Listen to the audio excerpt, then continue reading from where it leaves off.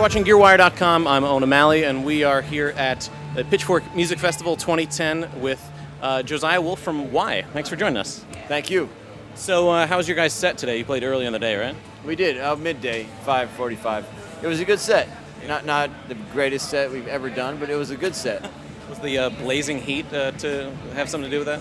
Yeah, possibly. It was starting to just cool down, and luckily we weren't in the sun. But yeah, it was fun. We had a good time. So, I was wondering if you could talk a little bit about sort of the band, the genesis of the band, how it started, and how it sort of became more of the full band that it is now. The band started mostly with just my brother recording himself, and then we began touring with him under the name of another project called Reaching Quiet, and then we started recording with him, and now it's more of a full band. Yeah. So you guys are currently living in different cities, and that's not an impediment right now to sort of creating music together? No, it's been fine because we mostly tour a lot, and when we record, we'll get together in probably at my house because I have the most permanent residence. So, yeah. So is that where the recording happens? That's in Cincinnati, is it right? It's never happened there yet. It's in we're not in Cincinnati, but it is in Ohio, about an hour from there.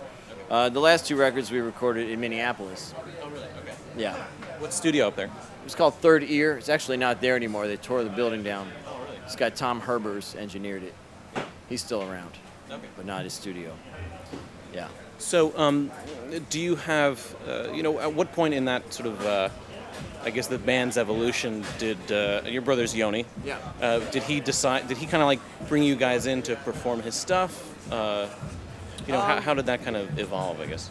Yeah, the first tour we did in 2002, we were brought in to perform his stuff, basically stuff he did with another guy, David Mattson, and then the next tour was kind of the same because he had recorded the first Y record mostly himself.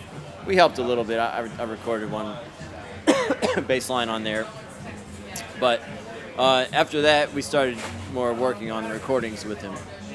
Are you sort of like developing material together now, as opposed to it just being his stuff? Yeah, I mean, he still has most of the control over it, but yeah, there are certain songs that I've written, like the chords and stuff, and other songs that Doug has written stuff too. So we do, collaboration on a lot of stuff. So right now it's like sort of those three core members are the band. Yeah, the three of us are the main core members. And how many people do you tour with? There's 5 of us on tour right now. Now the other 2 guys were actually on the last 2 records with us too. Yeah, it was all 5 of us. And everybody is kind of like multi-instrumentalists in the band. Is that true? Yeah, I'd say everyone is pretty well adapted. A lot of instruments. Yeah.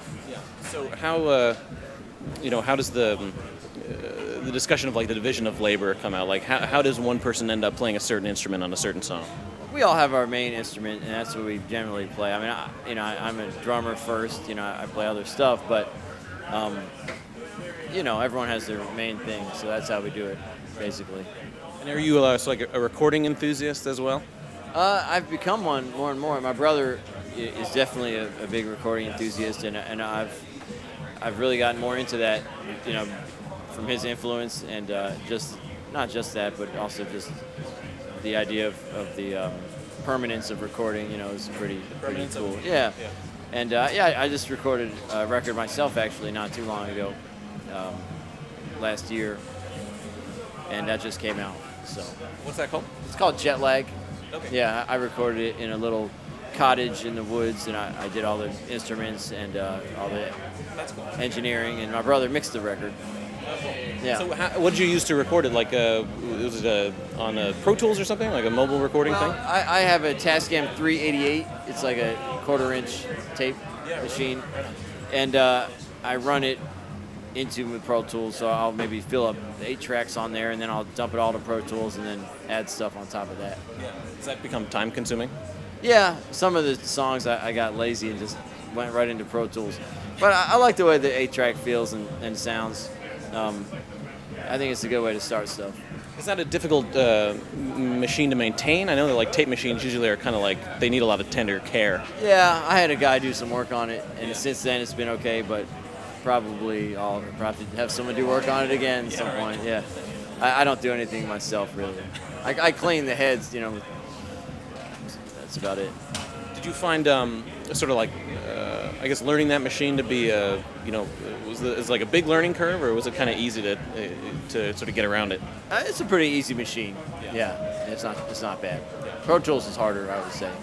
Yeah. In some ways, I mean, the computer, if it freezes or it gives you some kind of statement, you don't know how to fix that. But on the tape machine, it's all pretty physical and easy to understand. Yeah.